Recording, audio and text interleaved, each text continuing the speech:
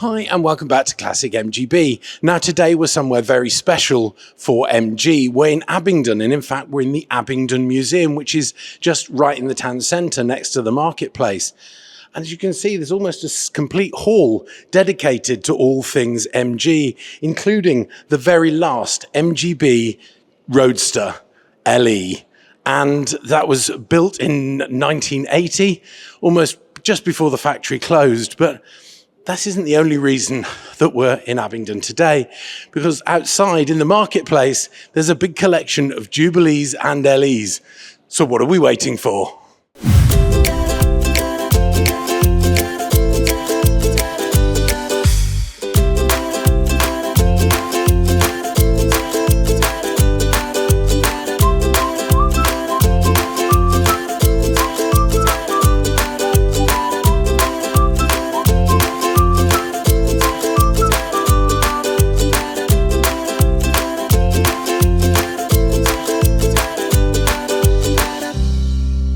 So now this event must have taken a bit of organising, and I've caught up with the person that did it, Martin Lucas, who's also a good friend of mine. So Martin, tell me about the event.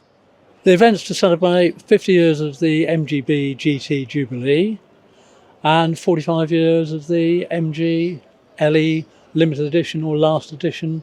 Okay, so tell me a bit about the Jubilee then to start with. The Jubilee is a special edition in green, got gold stripes on it. Each individual car was numbered, and there was a plaque on the dashboard originally, and that was to celebrate 50 years of MG being in Abingdon. Right, and I gather they made 750, or in fact 751, because they crashed the press car, is that right? Yeah, 751 is correct. Right. One of which I believe went to the British School of Motoring. Oh, okay. Which I think may be a V8. And then, but it's also for the LE, which is, you said, 45 years. So what was special about the LE? The LE was to celebrate the end of production at Abingdon, final edition from Abingdon. Yeah. It's either called the limited edition or last edition, and that was made in two colours, the silver or the gold. The Roadsters are all in gold, and the GTs are all in the silver pewter colour. So we've seen the last Roadster up in the museum, and I think the last Pewter GT is at Gaydon, isn't it? It is, yeah. Yeah, I thought so. I thought I'd seen Both cars were originally at Gaydon, and then the Roadster was moved to Abingdon probably about 8 years ago. Right. And it was craned in through the window. They removed the window and craned the car into there. Now, as a finish, you've got lots of MGs. You've got an MGTF or F. You've also got an LE, but it's not just any old LE, is it? No, it's a one-off edition, a unique MGB.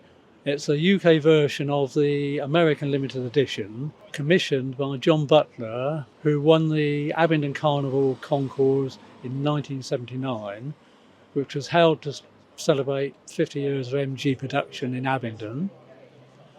And he wanted a special car to celebrate his win. So they managed to locate a car that was made in 1979 and in the Piccadilly showroom, and put the American limited edition stripes on it, the boot rack and the spoiler, to create a one-off UK version of the American limited edition.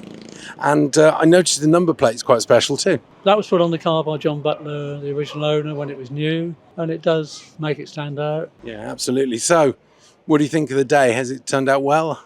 I think it's a really successful day. It's good to see a large number of Jubilees and limited editions here as well. And I'd like to thank Abingdon Town Council for letting us use the marketplace for our display. Yeah, I think it was a lovely idea to do this. And Martin, thank you so much for organising it. Thanks. Cheers. So there's a lot of LEs here and a lot of Jubilees. But you're the only person that's dressed as a Jubilee. This is Lord Anthony. Tell me all about your car, sir. Well, you hold it. Yeah. So I'd like to introduce you to my MG Jubilee, GT Jubilee, affectionately known as Melody Gold, initials MG. Melody is my pride and joy, as all these beautiful MGs are as well, Jubilees, but this is my first car. I only learned to drive quite recently, and it's my joy. It's my daily drive. I use it for gigs. It's a working car, but yeah. Fantastic. And why dress like a GT? I think it's fantastic. What was the idea behind it? It's my birthday suit for for the MG Jubilee. So yeah, colour matched with the gold and green. So yeah.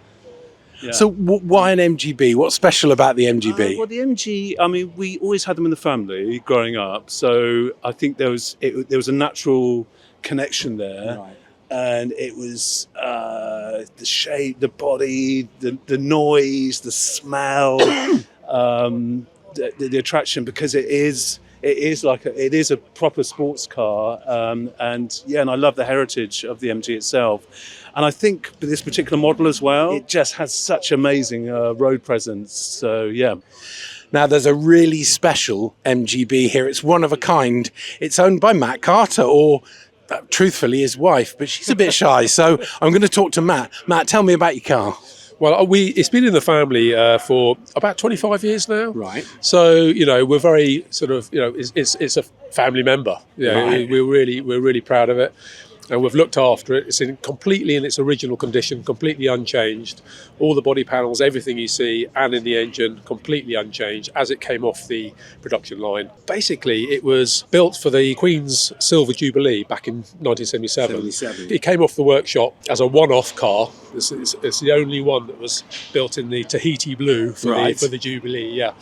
And it came off the production line in May 77. Okay. And it was basically put up for a raffle for the King's Trust at the time. They sold 60,000 tickets at 25 pence a ticket. So was that 15 grand? Yeah, it's quite a lot. I mean, it was a lot more than it would have cost. An awful lot more than it would have been, sold for, if you like, at the time. And anyway, a lady won it, and but she wasn't a driver. Yeah, which is a bit ironic. Anyway, she won it she only bought one ticket. Really? 25p for an MGB-GT? Yeah, she had one ticket, yeah. And so anyway, I think she hung on to it for a few months, but then she sold it. Sure. And it's had a few owners, but then it came to my father-in-law about 25 years ago. When unfortunately Bob passed away a few years ago, it came to my wife Do, and she's now the registered owner. So we decided we'd get in contact with the car club. And so I spoke with Mike Barkley at the time. Yeah, Mike, he's a superstar. And he came over and with John, who was the chairman of the MGB club at the time. Watson? Yeah, John Watson. John.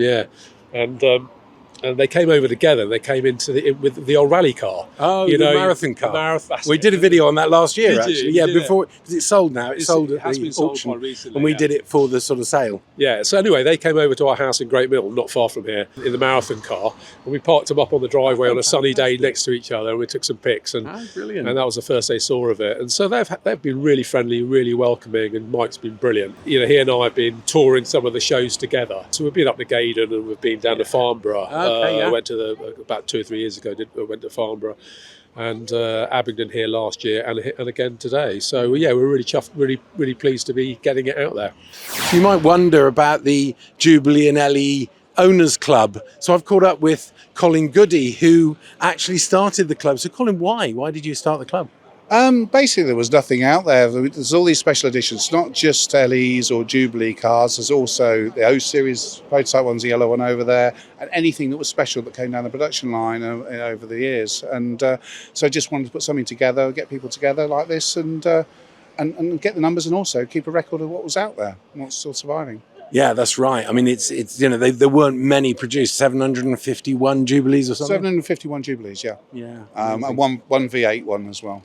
That must be pretty rare. Yeah, British School of Motoring it was produced for, and I've replicated it with one of mine.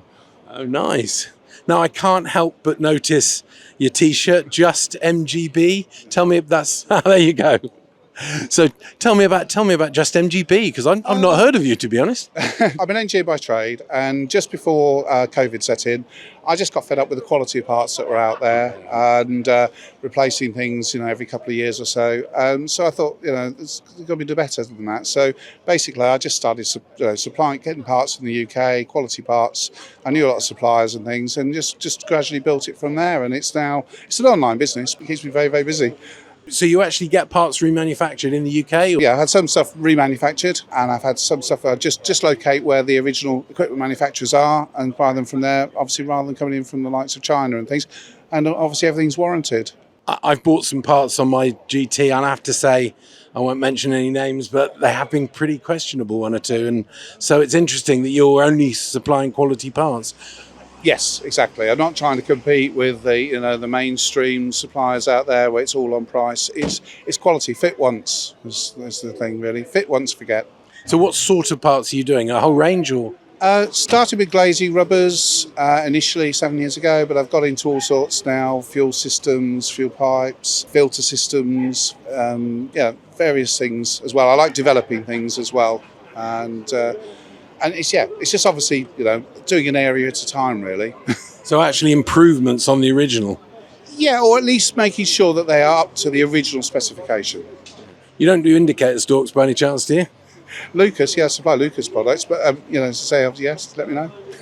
I've used, probably in the 4 years I've had my GT, I've had 3 indicator stalks and they've all broken. So I'll be in touch Monday morning. Are they Lucas? No. Okay. No, they're pattern. Shout me, you've got a card. Yeah, I will do. Okay. Colin, thank you very much for Thank talking you. to us. And as I say, I'll be in touch and I'll put your details in the description below. Well, I've caught up with Clive Wildday and he's a real MG enthusiast. Clive, tell me your journey with MGs. Well, I started an apprenticeship for a Morris dealership in 1968 in South East London, and carried on through to the 70s. I've always kept an MGB or a midget as a play toy, and when I'd done my apprenticeship, you also done you had to be a qualified welder as well.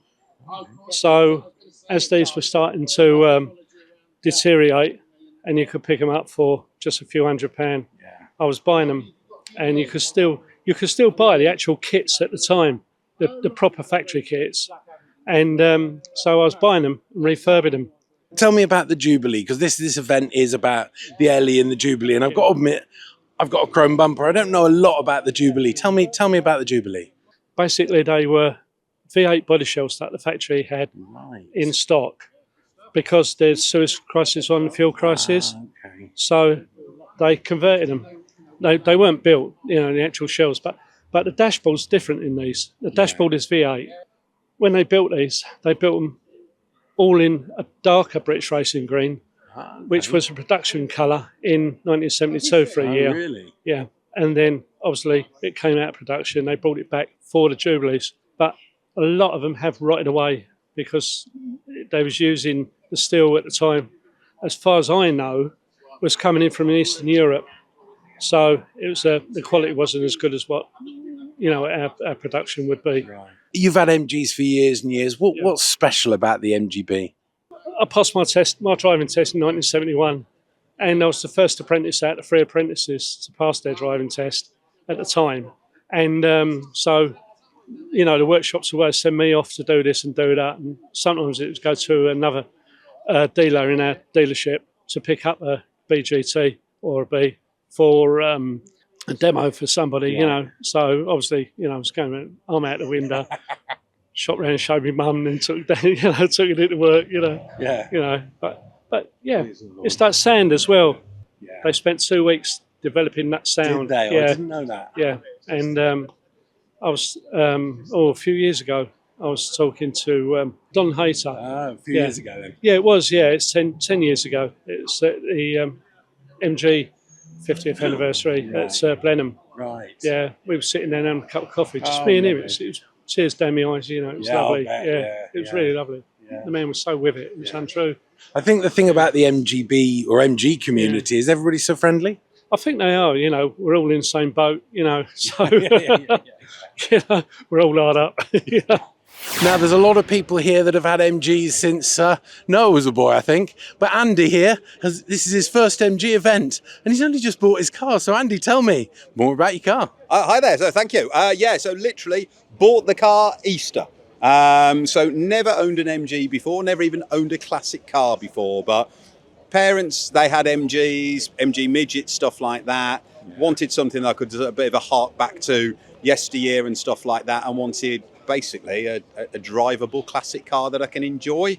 Ideally, obviously, British Racing Green, but also wanted one with the Webasto roof in it, so I can just peel it back, enjoy the great weather, and it's all about the journey rather than the destination. So yeah, so I had it 6 weeks, and yeah, just clocking up some many miles, enjoying it, and got the best weather in the world for it as well. And coming to this, mind-blowing. I feel like a rabbit in the headlights because it's just all the same cars, all slightly different, which I really enjoy, and just meeting some great folk. It's such a welcoming sort of family community here. It's great. Yeah. And of course, had to bring her to Abingdon, didn't I? Had to bring her to Abingdon. So we actually rearranged our camping trip to come down here specifically today, so we could be part of this event. Well, there's lots of other events coming up in the year. Hopefully you'll find some more. There's a really good one, actually, if you get a chance, 1st of June, MGs in the park at Cotswold Wildlife Park. We've been speaking to them here. Perfect. Yeah, we're networking today. We are going to desperately try and make that one as well. So yeah, you'll see us again. Excellent. Andy, welcome to the club. No, thank you. It's been great. Thanks for everybody for what they've done. So there you go. What a lovely way to spend a spring morning in Abingdon with a lot of lovely MGBs. And as always, a lot of lovely people. Just like to say a big thank you to Martin for organising something like this, because I know with all the permissions you've got to do, it must be quite difficult. So thank you very much, Martin. If you enjoyed the video, give it a like, give it a share. And if you'd subscribe to the channel, that would be great, because it does help us get our content out to lots of people. As always, many thanks for watching, and take care.